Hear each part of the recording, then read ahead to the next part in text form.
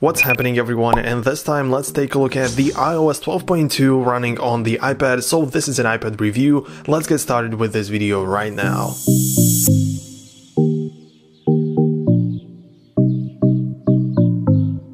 Okay, so now you can see that this is the update. You can see that iOS 12.2 is already downloaded, so all you have to do is to click on install now. And the reason why I'm making this video is because there is a difference between the same operating system running on iPhone and on the iPad. As you probably know, Apple is planning on merging or creating a new version for the iPads. They just simply want to make the iPad just as powerful as a laptop. So my point is that there is a difference between iOS running on the iPad and on the iPhone, and that's why I'm making this video, to show you what only applies to the iPads. So the update has finally been installed, and now we can take a look at the changes. The first thing that we can immediately see is the change of the news icon. As you know, there is a lot of talk about the new subscription fees and the new subscription service called Apple News Plus.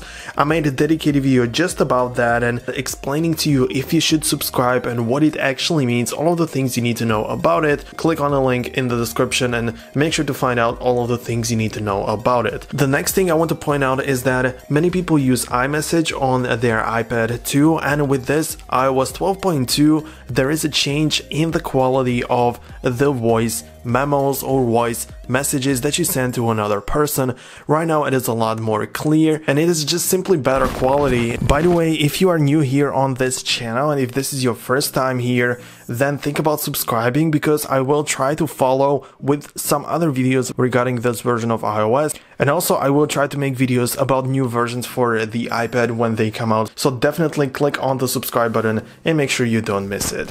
I apparently don't use it on my iPad, but apparently it is possible to use it here. And the thing you should also know is that if you want the other person to hear the better quality of your sound effect or sound message, they also need to have iOS 12.2 installed on their device. If they don't, they will simply hear the worse quality of that recording. So I did not even show you the storage before and after the update, so you can see this is a screenshot from the iOS 12.1.4, and right now at this point I have 3.53 gigabytes available.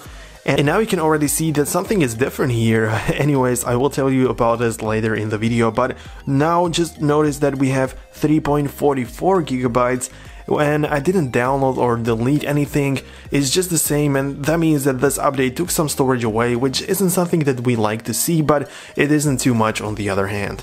And like I say, you can see that in the About section in the settings, everything is split up into categories, which means that it's a lot more organized and it should be a better experience to see what the storage is and that kind of stuff that you go to see into the About section of your iPhone or iPad. One thing that I also noticed and I think is really cool, if you tap on the software version, you also get the additional information about it. So if you want to know more, then it is here to know on the screen. So you can see that we have iOS 12, but if you tap on it, you can see the serial number, which I'm not sure if someone is interested in at all, but there it is.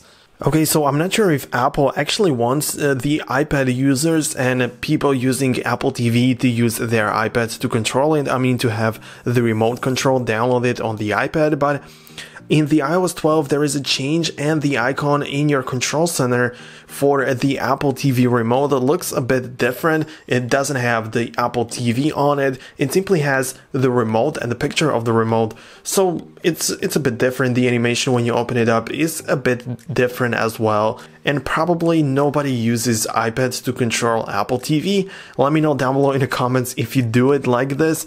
But anyways, this has been updated. Besides that, if you use Siri a lot on your iPad and you also have access to Apple Music, or you have some music stored on your device, hey Siri, play some music that I have on my iPad. Your music library is empty. Of course, there is a problem I need to face, but if I would have any kind of music, I will get a new pop-up or a new player in the Siri, which means that you can play it right here. It won't redirect you to the music app right away, but you can use this redesigned player.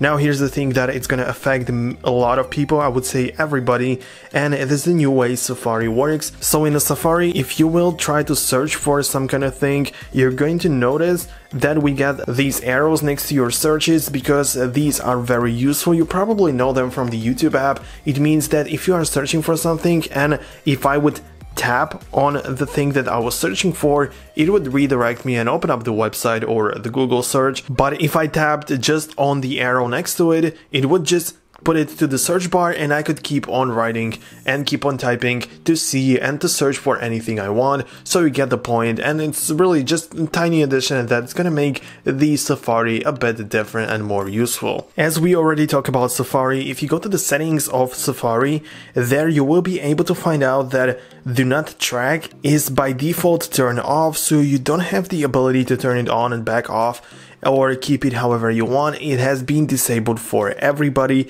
and I believe there are some other changes happening in this section. I'm not really sure what exactly, but the auto track is definitely one of them. Besides that, we also have some glitches that have been removed. For example, a glitch that you would probably never encounter if I didn't tell you, and I also didn't know about it until it got fixed. It's kind of funny, but if you go to the Spotlight search on your iPhone, and here in the Spotlight search, if you say hyphen 5 times, your iPhone is going to crash. So let me show you what it looks like. Hyphen, hyphen, hyphen, hyphen, hyphen. This is such a weird thing. Oh my gosh, I feel so weird when I'm saying hyphen 5 times, but this is what the iPhone is doing when I do this. Of course, it's completely weird, and now it has been removed in the 12.2. The next thing that I think you would be interested in, and is also part of the changes in the 12.2, is that you have the option to see the air quality and the weather if you zoom in on locations which are only within the United Kingdom, the US, and also India. Other than that, you don't have really other options, or you're not able to use it. Right now you can see that there is 54 degrees, but I'm not sure why I'm not able to see the air quality. Let me change things up in the settings or take a look at it. Okay, so just like you can see, you have to set it up manually, so you have to turn on air quality index. And now if you go to the maps once again and to the London, you can see that we now have the air quality of this location. So you can see it's in a green, so I assume that it's good. I believe, I'm not really sure what that means. Okay, so that would be it, and if the question is still if you should install the update, the iOS 12.2 on your iPad, well, there is no reason not to. Of course, one thing that I didn't mention in this video is that if you want to use the second generation of the AirPods, which of course is not the official name for them, but if you want to use them, you need to have the iOS 12.2 running on your iPad or iPhone or any iOS device. But if the question is really if you should install the update, I don't really see any reason why you shouldn't do it. Of course, if you don't think about the jailbreak, even though I'm not really sure if people really need that anymore. It's one after a while that really brought some new features and new stuff to the iPhones and iPads. Like I say, there are some other features, for example, new emojis or some other things that only apply to the iPhones, and that's why I like to make videos just about and focused only on iPads. So let me know down below in the comments what you think about these, and if you enjoyed them, smash the subscribe button, hit the like button, do all that good stuff, and see you in the next video. Peace out, guys.